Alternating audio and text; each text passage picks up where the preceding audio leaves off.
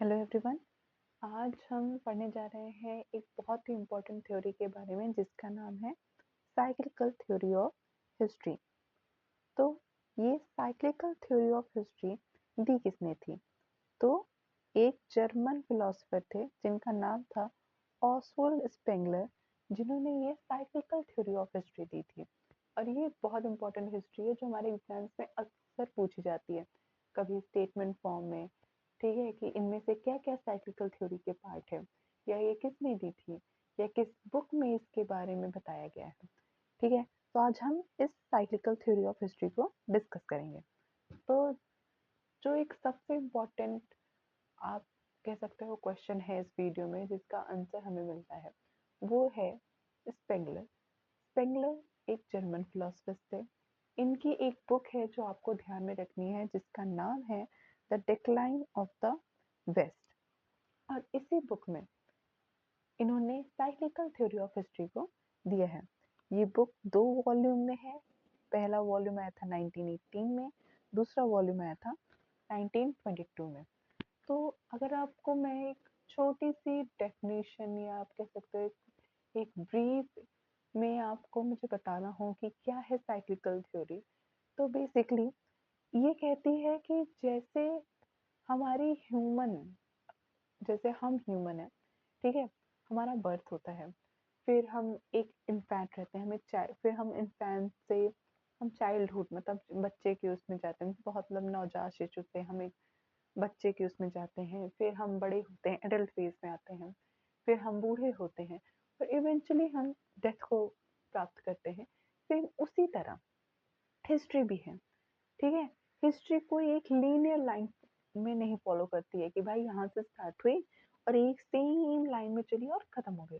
नहीं, हिस्ट्री भी सेम है।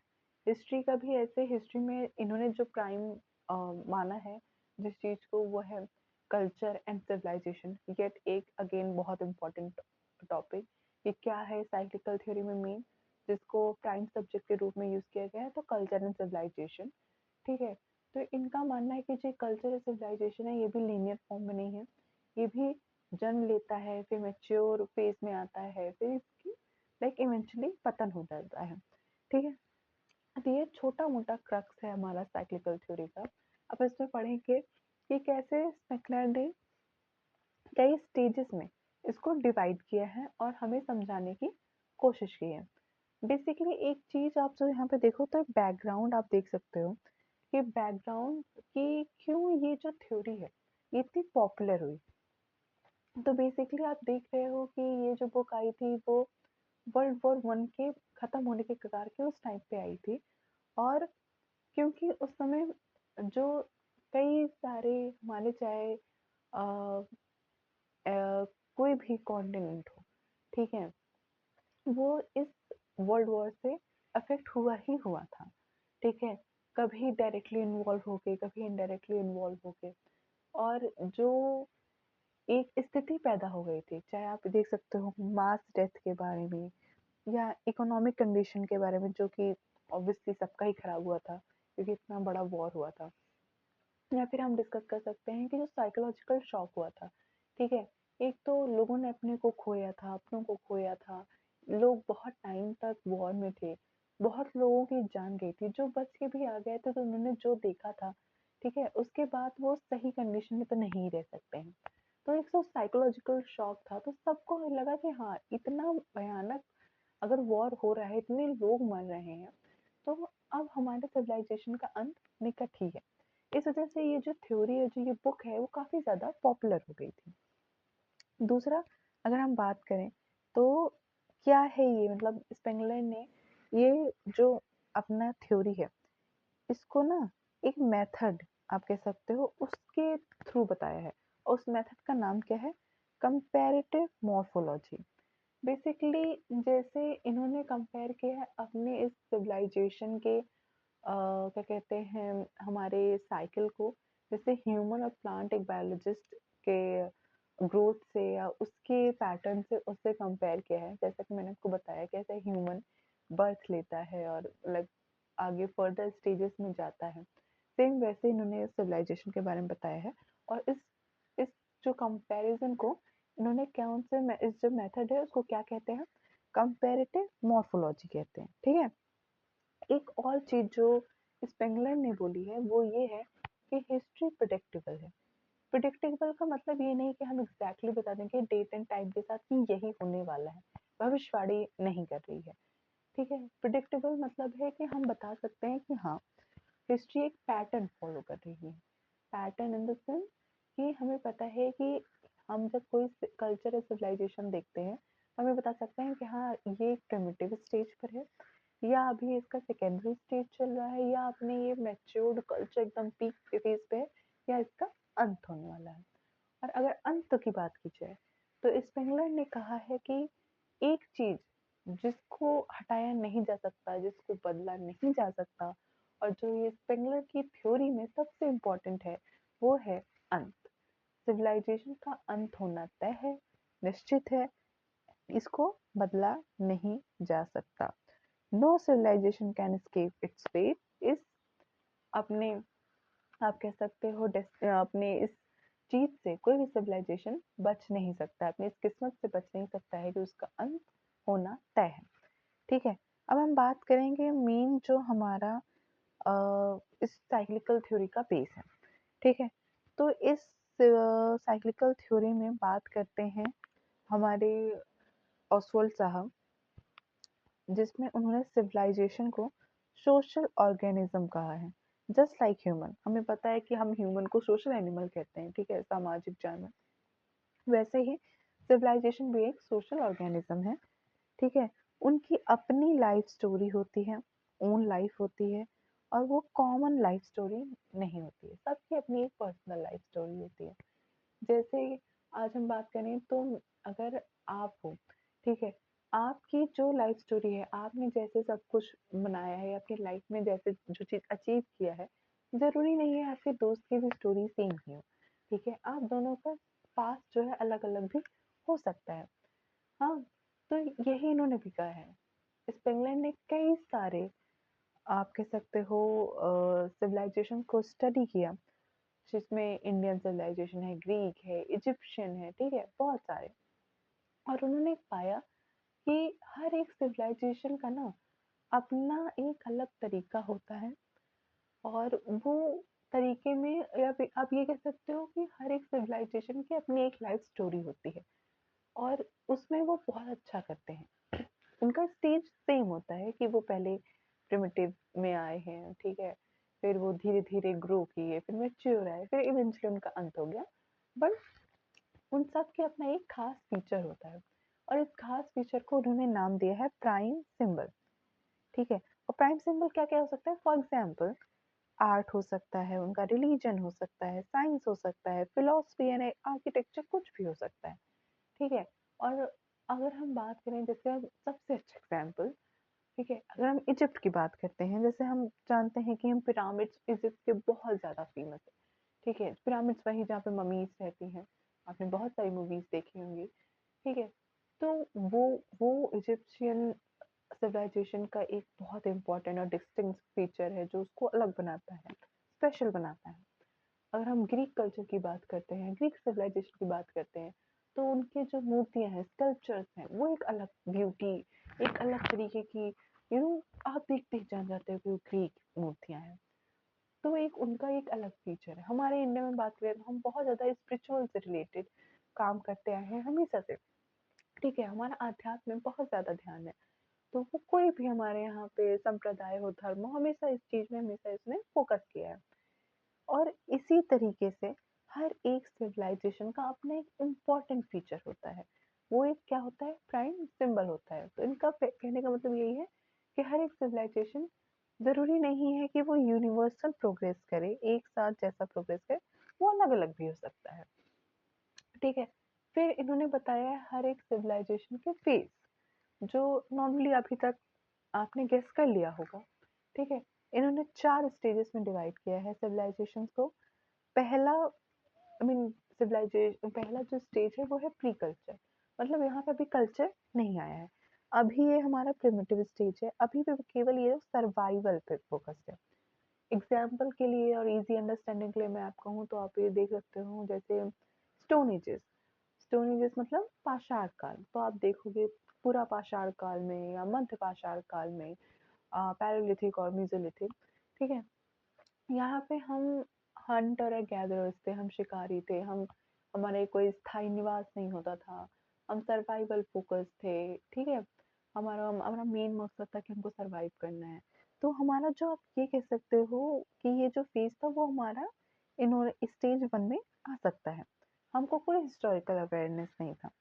सेकंड फेज होता है हमारा बर्थ ऑफ एग्रीकल्चर या बर्थ ऑफ कल्चर, जिसमें हम बेसिकली, आप ये चीज़ नोटिस करना कि इनका जितना भी स्टेज है वो कल्चर और एंड में आते-आते वो सिविलाइजेशन पे बेस्ड है, ठीक है? तो कल को कोई आए कि साइक्लिकल थ्योरी कोई क्वेश्चन आता है कि किस पे बेस्ड है, तो कल्चर एंड सिविलाइजेशन, ठीक है? ये चीज़ फोकस में। हाँ, इन्होंने ठीक है, हमने पहले प्रिमिटिव स्टेज देख लिया कि हम नोमैडिक एंड सर्वाइवल फोकस्ड हैं। दूसरा हमारा एग्रेरियन फेज है, ठीक है?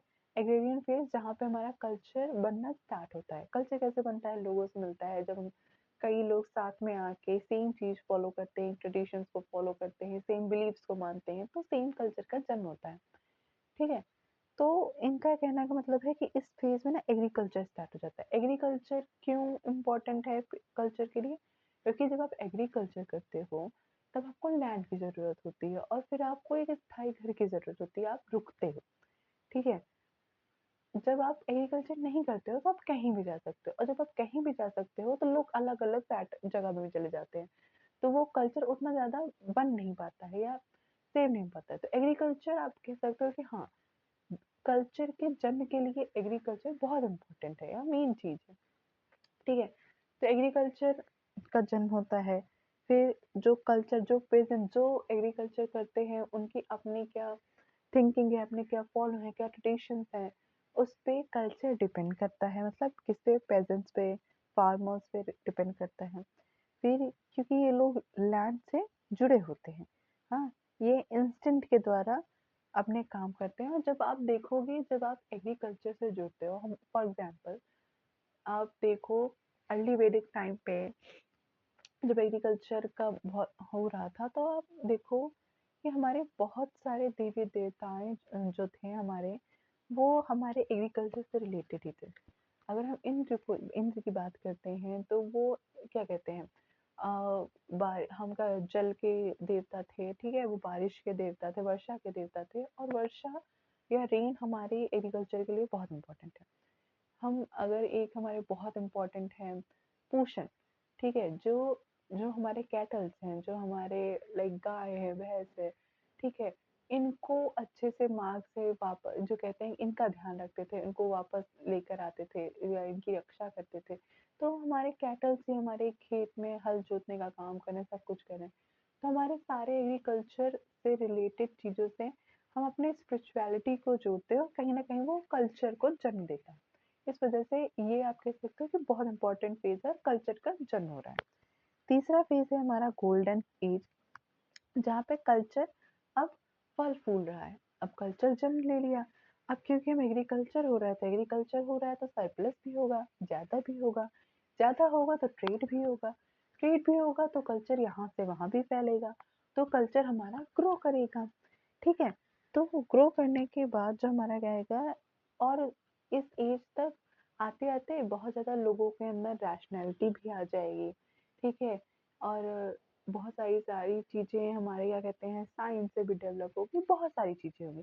तो ये वो फेज़ है जिसमें लोग क्वेश्चन करेंगे, चीज़ें बढ़ेंगी, फूलेंगी, आप कह सकते हैं मैच्योर फेज़ है, जहाँ पे चीज़ें बहुत अच्छे लेवल पे जा रही हैं, बहुत अच्छे से ये ग्रो हो रही है, और हमारा कल्चर जो है वो बहुत अच्छे से, आप कह सकते हो, हर जगह फैल रहा है और गोल्डन अपने फेज़ में है।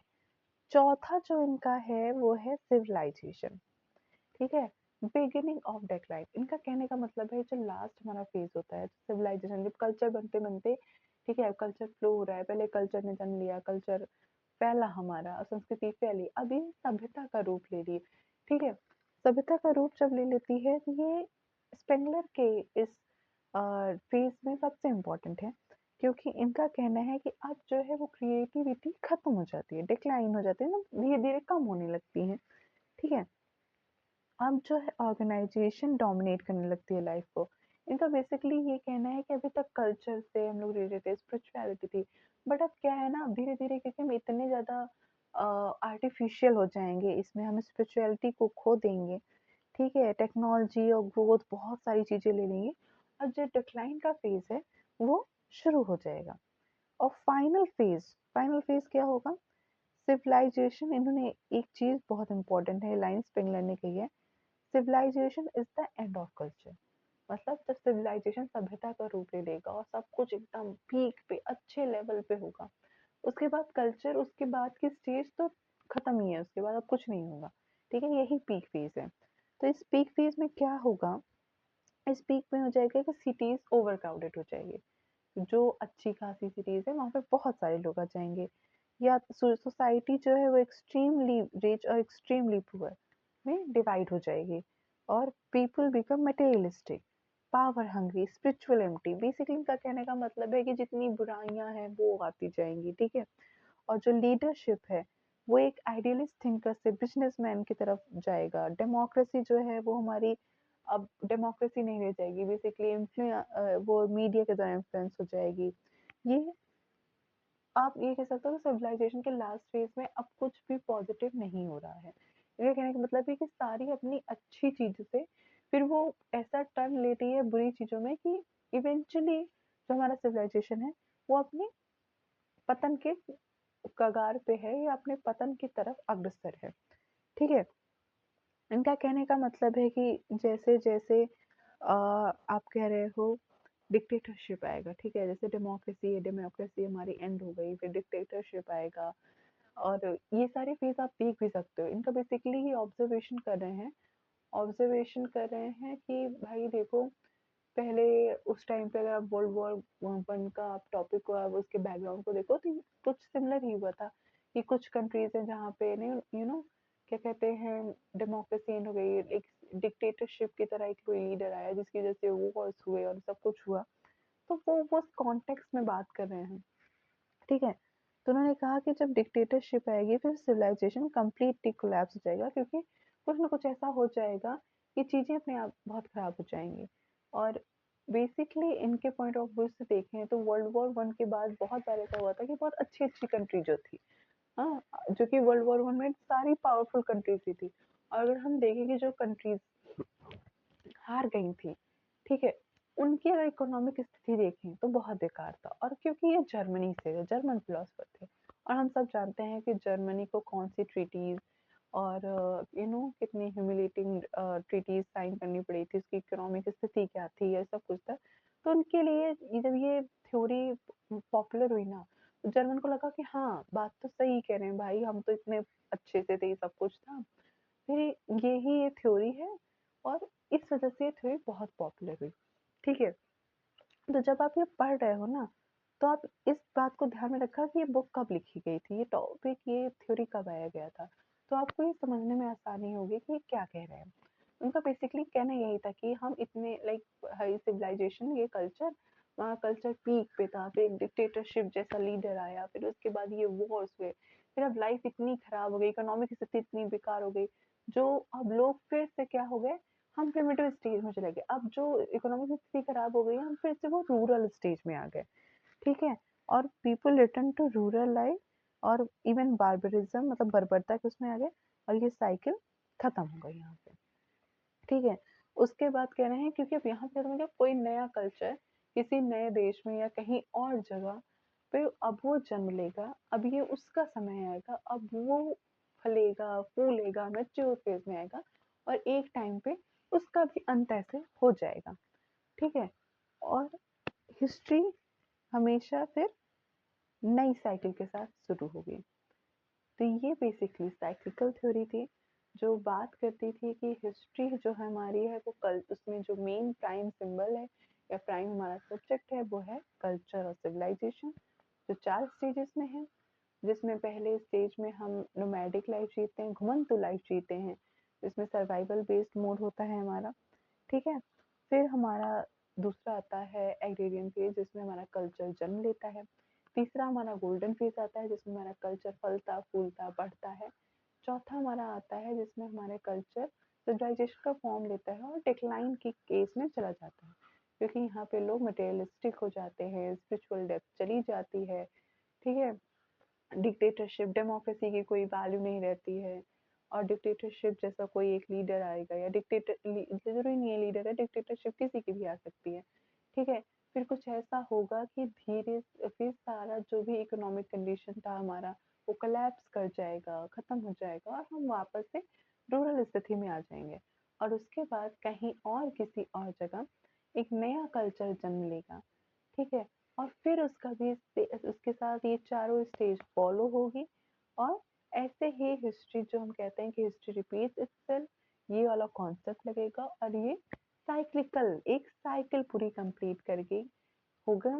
और यही हमारी साइक्लिकल थ्योरी है, ठीक है। आई होप ये आप सबको समझ में आया होगा।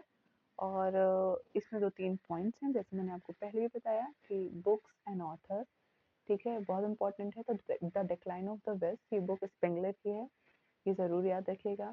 साइक्लिकल थ्योरी में सिविलाइजेशन एंड कल्चर पे फोकस किया गया है, 4 स्टेजेस में डिवाइड किया गया है, ये ज़रूर याद रखिएगा। बुक्स 2 वॉल्यूम में लिखी गई है, और इस कॉन्सेप्ट को जब आप पढ़ लोगे, तो जब हम ये कहते हैं कि हिस्ट्री ऑलवेज रिपीट्स इटसेल्फ, तो इस टर्म का मतलब आप ऑटोमेटिकली समझ जाओगे।